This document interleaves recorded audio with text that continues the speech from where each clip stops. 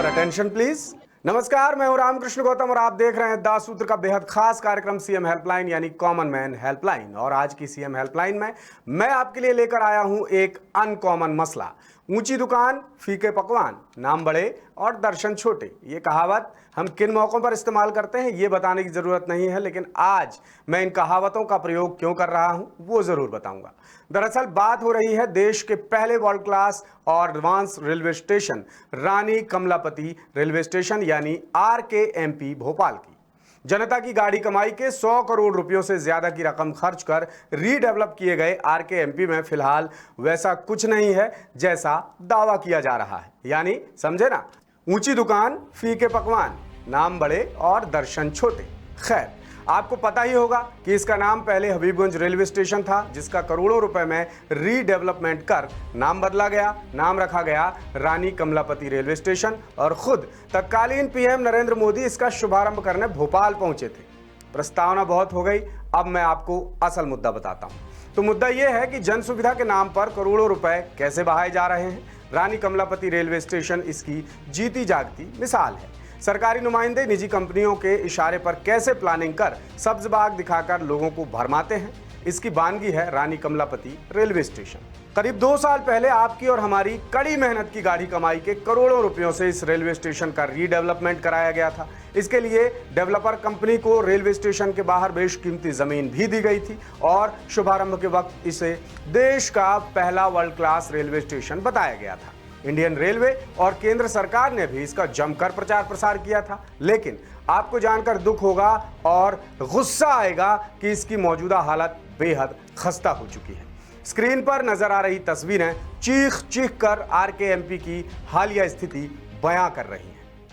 तो भैया, ये है भारत के वर्ल्ड क्लास रेलवे स्टेशन की सच्चाई, जिसे सार्वजनिक निजी भागीदारी यानी पब्लिक प्राइवेट पार्टनरशिप यानी PPP मोड पर बनाया गया है।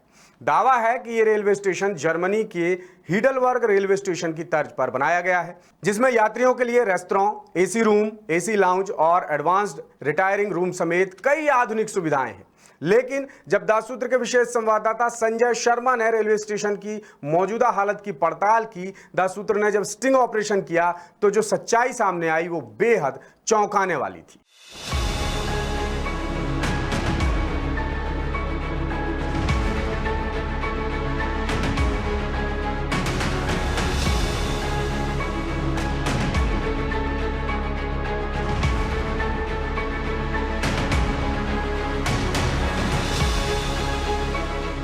देख रहे हैं आप, ये है भारत के वर्ल्ड क्लास रेलवे स्टेशन की हालिया हकीकत, जहां चारों तरफ गंदगी का अंबार लगा है, चाहे रेलवे स्टेशन के अंदर हो, प्लेटफॉर्म्स पर हो या रेलवे स्टेशन के बाहर, चारों तरफ गंदगी ही गंदगी नजर आ रही है। जब हमारी टीम रेलवे स्टेशन में दाखिल हो रही थी तो यहां के हाल देखकर हमारी टीम भी हैरान रह गई।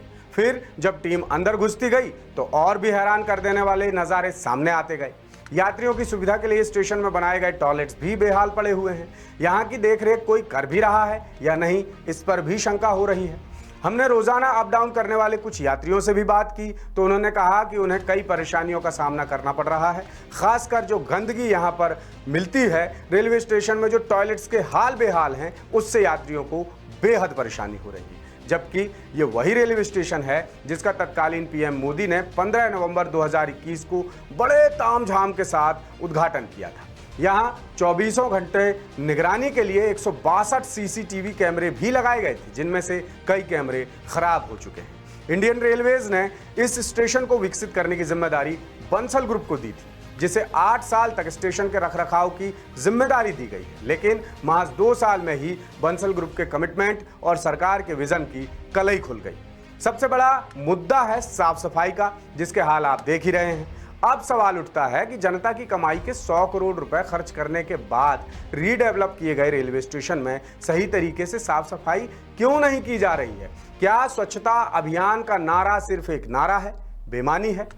ये वो सुलगते हुए सवाल हैं जिनके जवाब मिलना बेहद जरूरी है, मिलना ही चाहिए। लेकिन विडंबना देखिए कि इन सवालों के जवाब फिलहाल किसी के पास नहीं है, क्योंकि मामला नियत का है।